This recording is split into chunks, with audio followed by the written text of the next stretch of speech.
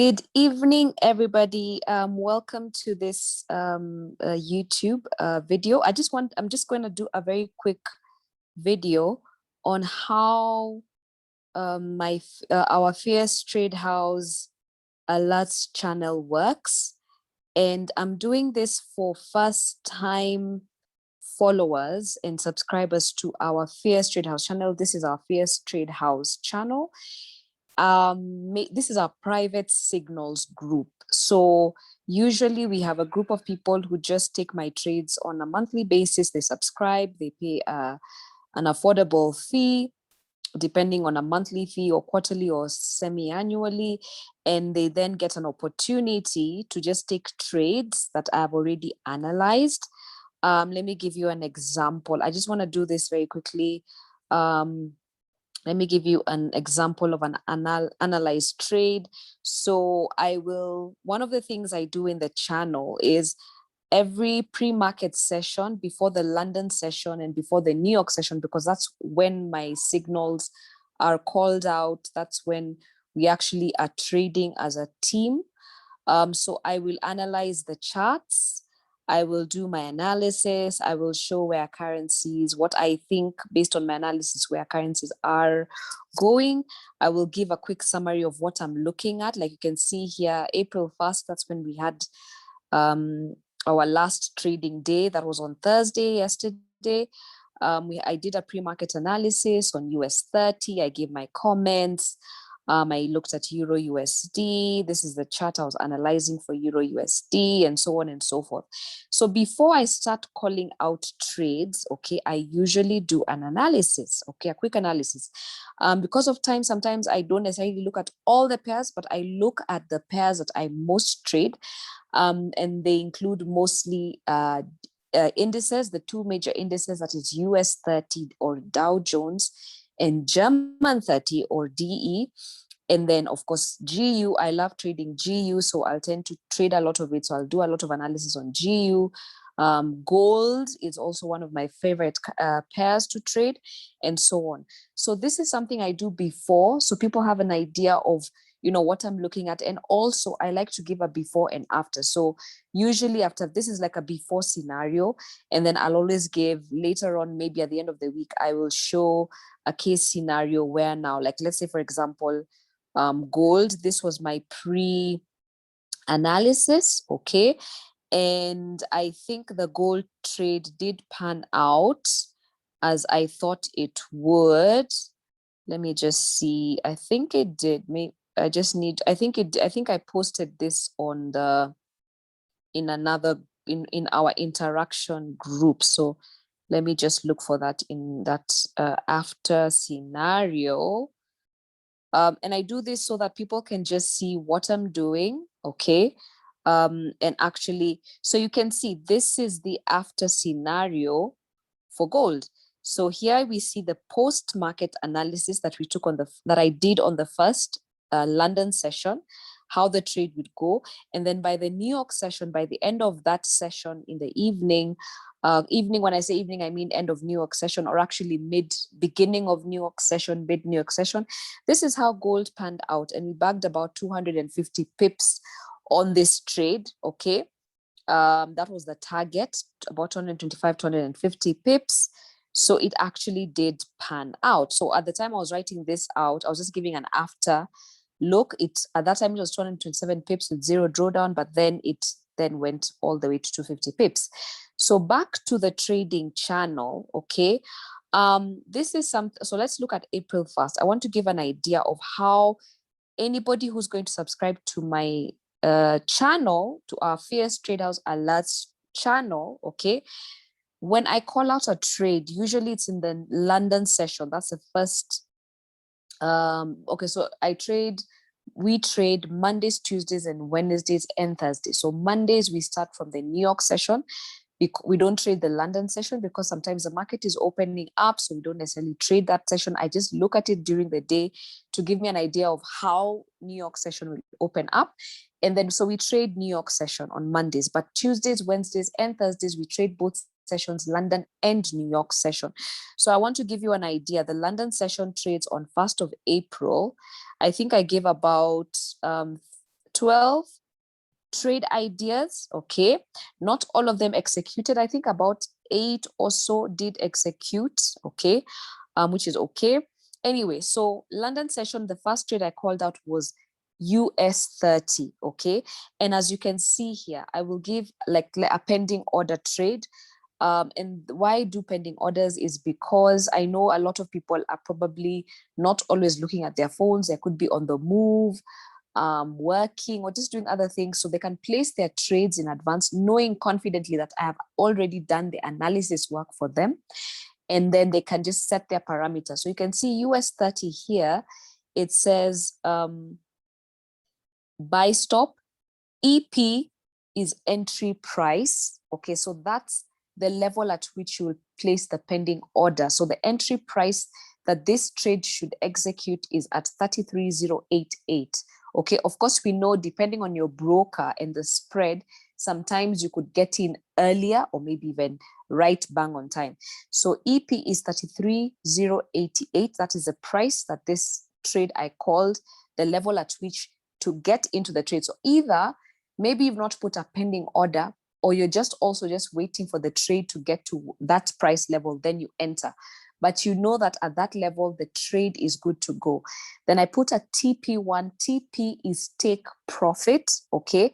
So 33,098, if you do your calculations, from 33,088 to 33,098 level is 10 pips away. If you know how to calculate pips for indices, you just use the last digits before the decimal, okay? So TP2 is take profit 2, the second level at which I'm anticipating the price to get to, which is 33,108. So I usually give TP1 and 2.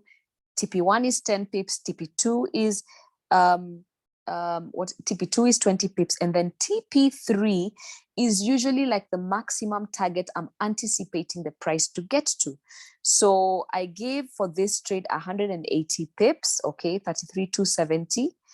And then I'll always give a stop loss. So usually with indices and with gold, with my strategy, I do give bigger stop loss, but in terms of the R, the revolving R, which is a revolving risk, or let's say the risk to reward ratio, it's usually 1-1 or 1-2, sometimes 1-3, but usually anywhere between 1-1, 1-2.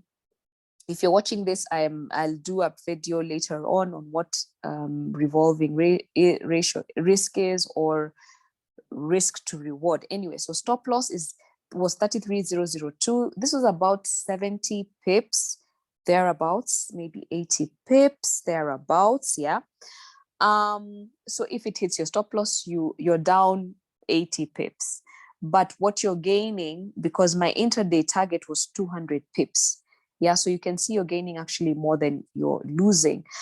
But this is just for indices, because the reason why DJ, German 13ers, they move at the speed of lightning, especially in the New York session, when most of my London session alerts tend to execute. The market opens up, it moves very rapidly. There's a lot of news at that time. So you can find that the moves up in one direction, in the opposite direction, can be similar. US 30 can move 100 pips in one direction and 100 pips in the same candle, you know? So if you really put your stop loss too tight, you can get kicked out. So I kind of put a wider stop loss, but on the currencies, I maintain about 25 to 30 pips on the stop loss. Now, this is one trade, okay? So what you do when you see a trade like this one, you go to your MT4, okay? So let me just open my MT4. And I forgot. So this is your MT4, right? And then you come to your quotes and you look for US 30. So this is just, if you don't know how to do this, you're a beginner and you want to learn how to take my trade, you come, you pick trade, okay? Now, I put this at EP 33,088 and it's a buy stop, meaning when the price gets to that level, that is when the trade executes. So I can come here. I'm not going to take a live trade because I'm not trading today. It's a Friday, it's April, it's Good Friday, it's a holiday. I don't trade on Fridays. But this is just an example. Actually, I'll do this on demo. Actually, that was my demo account. But let me open another demo. So I'll come here and I will say US 30 trade. I'll come here and I'll say buy stop. Okay. And then my lot size, depending on what your account size is. Now, as a rule of thumb, I tell people only always ever risk 1 to 3% of your account. If you're pushing it, 1 to 5%. Now, if you're trading at an account of $100, what does that translate to? That translates to either 0.01 lot size or 0.02 or 0.03 maximum. That's 1 to 3%. So if you're going with 1 to 3%, I'll put my lot at that, okay? And then I'll put the price that I want to get into the market at, which is 33,088. So that is, I'll adjust this and 33,088. And then my first TP. So now it's up to you to decide if you want to go for TP1 or you want to go for TP2, which is 20 pips, or you want to go for the full pips. Now, I'm going to highly recommend this if you're taking my signals for the first time. In your first month or two, until you get a feel of how I trade and how my trades go, I highly recommend taking 10 pips, okay? And leaving it at that. If you're not an intraday trader like myself, don't try and become an intraday trader because I have called and given an intraday target. Take the 10 pips because the way I'm analyzing the market is so that a scalper who just wants 10 to 20 pips can also trade. So in this scenario, I'm assuming you're a new trader, you're taking my trades for the first time, you're just subscribing. You can even do this on demo, okay? You can trade on demo with my signals for the first week or the first couple of days, gain confidence, and then boom. So TP1 is 33,098. So you come here and you put 33,098. Now, with the stop loss, you know, this would be really, really almost ridiculous to put your stop loss so far. But like I said, with US 30, you kind of need, okay, I'll probably put the stop. Okay, the market is closed, I think, yes. I can't place a trade right now for US 30. Yeah, I can't, but I can't place a trade. Let's see.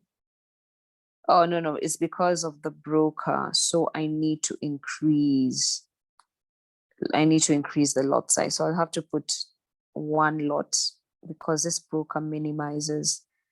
You can only put a one lot and above. You can't put a micro lot. So I hope it works. Or is it that the market is closed? Let's see. 83.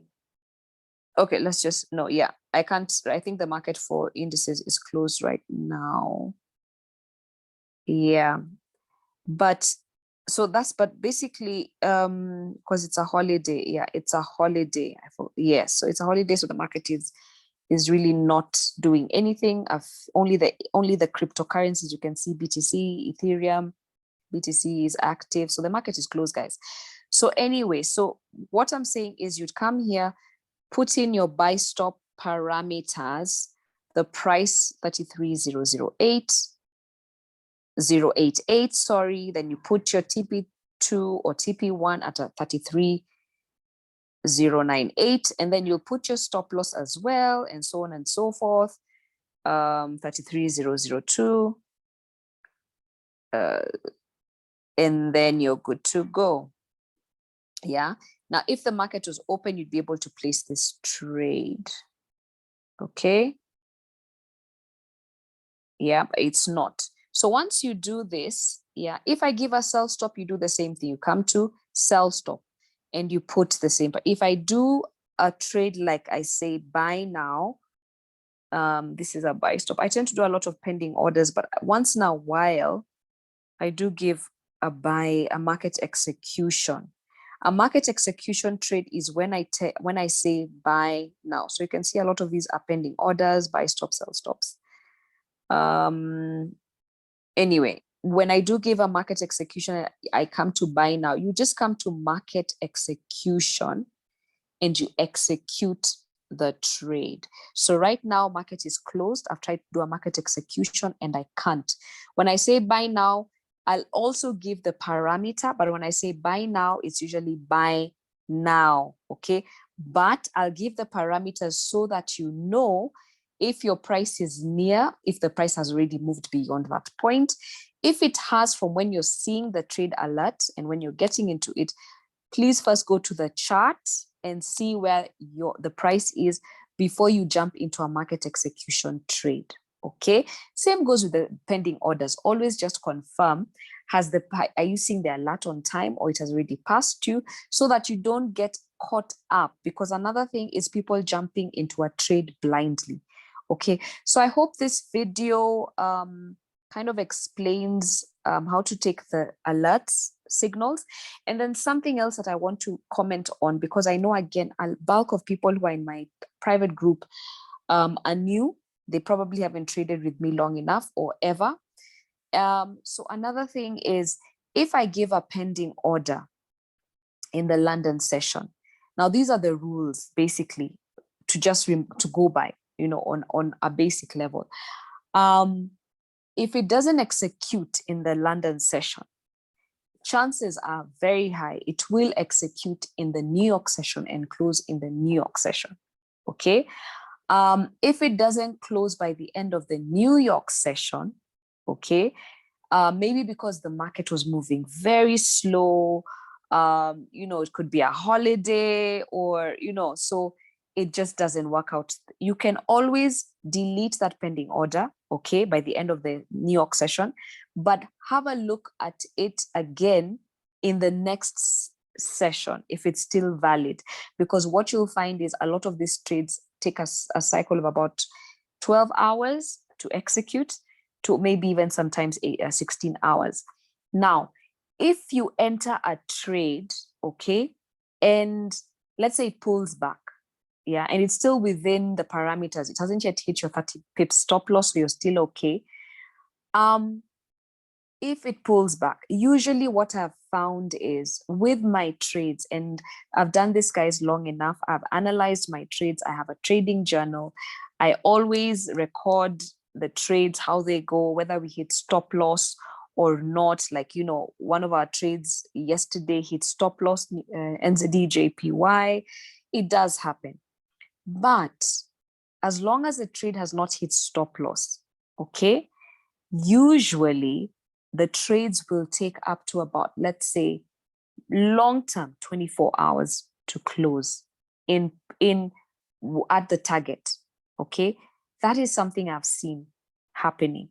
So don't panic. Sometimes once in a while, you might have to sleep with a trade overnight. But if you're well leveraged, if you have your stop loss, if you look at the market again before you go to bed and you see, yes, this thing is still looking okay. If I have not yet said jump out of the trade, do not jump out of the trade prematurely.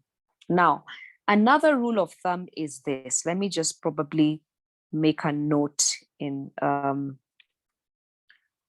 rule of thumb, okay, when taking Fierrrce, taking Fierrrce trades. 1, use stop loss. Okay, I really do a lot of analysis. By the time I'm giving you the stop loss, I'm confident that it's the right target level. And even if I do get it wrong, because I do and I will get it wrong from time to time, it's okay. Okay. Now, another thing, if you get stopped out, okay, 4 trades in a row, 1 to 4 trades, no, if you get stopped out, 3 to 4 trades in a row, stop trading. Stop trading. Call it a day. Okay? Your mental state at that time is not okay to keep trading. Okay, do not try to revenge trade. Okay, do not revenge trade. Do not revenge trade, guys. Okay, trying to type this correctly. Do not revenge trade or try to make up for that loss in the next session. Just take a break. It's okay. Okay, because please note that's a big loss if you're being hit by stop loss. If you're taking 30 pip loss, that's like 120 pips down. So if you're trading 0.01, that's $12. If you're on a $100 account, that's huge. Now, the rule of thumb is if you lose 3% of your account, take a break. Okay, take a break. Go away. Take a break. Now, with my trades, it is not common to find you're losing. If you take the trades like now, let me give an example here. Let's say, let's go to the first trade again. Let's say you took GBP JPY, then you did NZD JPY, then you did GCAD, then you did Euro GBP, 4 trades, let's say. It's not very common to find that you lose all 4 trades consecutively.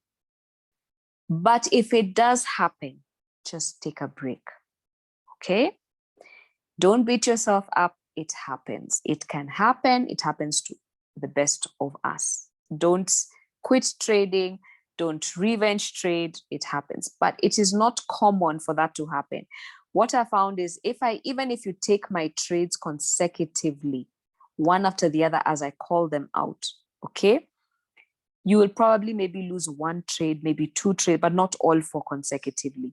You could get unlucky and maybe pick 1 here and then maybe go and pick the 4th trade and maybe pick this and maybe all of them. It could happen. Probabilities are it can happen. Stop trading. Okay. Now, another rule of thumb is don't trade. Okay, guys, I love trading indices and gold. Okay, a lot, like a lotl. There's a word like that. Like a lot.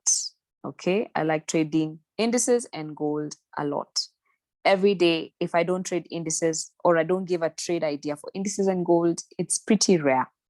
So don't trade indices and gold in the same account. Try, and especially if you're trading with me for the first time, okay, give your trade room to move up and down, to reverse, to retest previous key zones, and so on and so forth. Because if you trade the same thing, and these two tend to correlate sometimes because they're very fundamentally based. And if the news is bad, you could see, oh my God, so you don't want 2 heavy pairs killing your account in one go.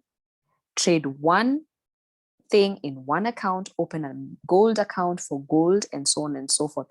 Especially if you are a small time trader. What do I mean by you're a small time trader? This is what I mean. I did a poll for people in this group. About 30, maybe 40 people responded to the poll. I'm just looking for it. Bear with me, guys. Bear with me. I did the poll. This is our interaction group. Okay, I think I'll just search for it. Let me not get you guys dizzy. I'll just search for it. So here. Yeah. So this is a poll I did. Now, this is the interesting thing. What I asked people was, what's your fund size? Okay, about 65 people participated in this poll. Okay, and these were the levels. 81%, these are the levels, people who trade less than $1,000, people who trade $1,000 to $5,000, 5,000 to 10,000, and then above 100K. Now, 65 people participated in this poll. Now, this is the reality. A lot of people in my group right now, in my interaction group, are newbies. And I find a lot of people fall in this category of less than $1,000. In fact, another category I should have put was $100. A lot of people start with $100 or less than $1,000. Now, if you're trading indices and gold and US and commodities, US oil, UK oil, and you're trading it in $100 account or an account less than $1,000, you cannot trade. In fact, some brokers will just not allow you to trade indices, for example. Okay. And the ones that do, usually you have to be very careful because, you know, indices move very fast. And if you don't know what you're doing, your account can get wiped. So if you're trading with $100, please keep your lot size at the bare minimum, 0.01 if you must, you know, until you're confident taking my trades and so on. These are the stats, guys. Most people have an account of less than $1,000. Only 3% have an account above $100,000.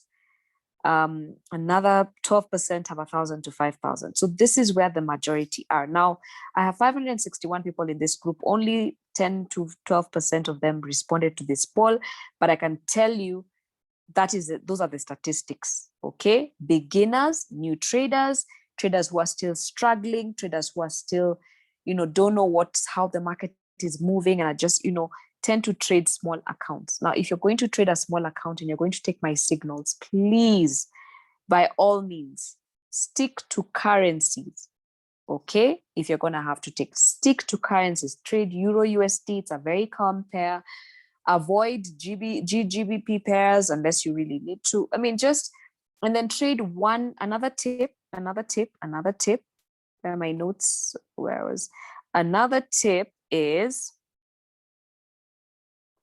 trade a pair, to trade one pair at a time. Going by the statistics of people with small accounts, stop filling your screen with trades. Take one pair at a time, trade one pair at a time. Okay, focus on currencies if you have a small account. Okay, something that I'm going to encourage a lot of us is this. At some point, you're going to have to become bolder and risk trading a bigger account. $100 account is an account that you can only trade so much. The reason why people blow account after account, the reason why I blew account after account in the very beginning was because of that. I was trading a $50 account, then I would blow it. I would top up another $50. I would top up another $100. I would top up another 50, 70, 8, you know, and at the end of the day, you end up still blowing $1,000. Now, what I recommend is try and push your account or have a goal to start with an account of $500 at a minimum, and then grow it progressively. Don't get greedy. Okay, guys? So these are the 7 rules of thumb when taking my Fierrrce trades. I just want you guys to be, and it's Fierrrce with a triple R. I just want you guys to be safe in the market. I don't want you to feel frustrated. A lot of the times you cannot see what I'm seeing, but just be confident. The fact that you've subscribed to my channel, be confident that I'm doing a good job of considering your account. Okay, so considering your account does not go into flames. Okay, that's real. I mean, when I do the analysis, guys, I'm really, really, really, really focused. I do get it wrong sometimes, but a lot of the times I do get it right. So even if we have a bad trading week, it's not going to be like that every other day. And if you're managing your risk, you're not taking more than 1 to 2 to 3 trades at a time, especially if you're in a small account. You're not trying to risk more than 3% of your account. You're trading indices and gold and metals in different accounts. You're trading currencies at a time. And then something else, fall in love with a pair. I give so many pairs, okay? And it's okay to take all of them, but fall in love with a pair and then focus on that pair. Okay, I usually do the majors, GBP, JPY. Okay, so these are the trades I trade. Okay, GJ, GBP, JPY, GU, G card. You'll notice that I really love these pairs. G card. Okay, then I trade EU, I trade E card, EA. Euro pairs I tend to trade most of them, actually across the board, but EU, ECAD, Euro AUD, Euro GBP, okay, and Euro NZD. These are my popular pairs. And then I do gold, and I do DJ, and I do German 30, okay? So this is what I normally trade. This is my focus. So choose any of these pairs, look at my history. I usually give trading histories, okay, of every week. So like I've already done a bit of a summary for this week. I'm just going to compile it with a team, but you can see I went back and looked at the markets and said, okay, what trade panned out, what didn't, where did we do well, where we did not. So you'll be able to have a feeling. Now, something else, if you're going to subscribe to our alerts, I'm going to really encourage you to take our premium plan. Okay, guys, I know it's a matter of trust. You want to trust, will this really work for me? But if you take the monthly plan, it's not enough for you to, you can't trade for 1 month and know that you're good or know that the trades work or not, because trading is very cyclical, okay? But if you look back 6 months, you're able to see, okay, have I been able to achieve what I need to achieve, right? So our plans are very, very simple. Let me just share. Let me just share. I think I've shared. So these are, where are plans? Where are plans? Where are plans at?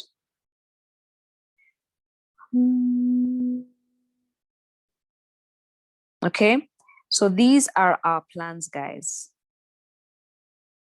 No, sorry, these are the terms and conditions. These are our plans. Sorry, let's go back. Don't know why it keeps doing that. Okay.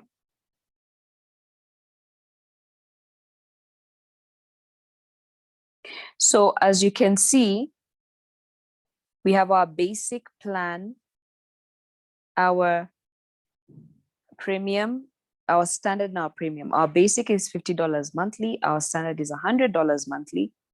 I mean, quarterly, sorry. And our premium is $150 billed semi-annually every 6 months. If you take our premium plan, it means that you're technically going to save $25 monthly. Okay. So while someone who's on the monthly plan is paying $50, you're on the daily plan, you're on the premium plan taking $25 monthly. Okay. So you're saving $25.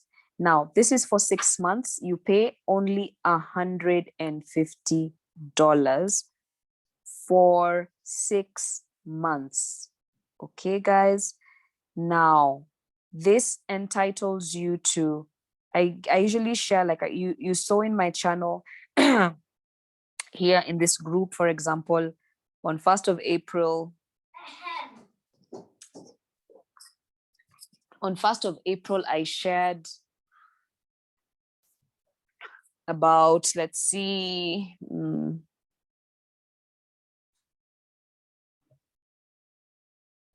1st of April, New York session, I shared 7 trades, okay? And then London session, let's go to London session. London session, I shared